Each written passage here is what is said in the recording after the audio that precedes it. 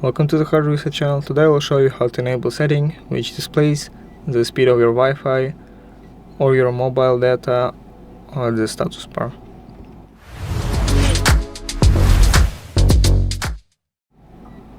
So on the HUAWEI Pura 80 Pro, go to settings by scrolling down the status bar and opening settings. In here,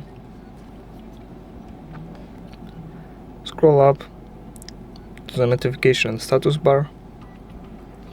In this menu, click status bar and in here toggle show network speed.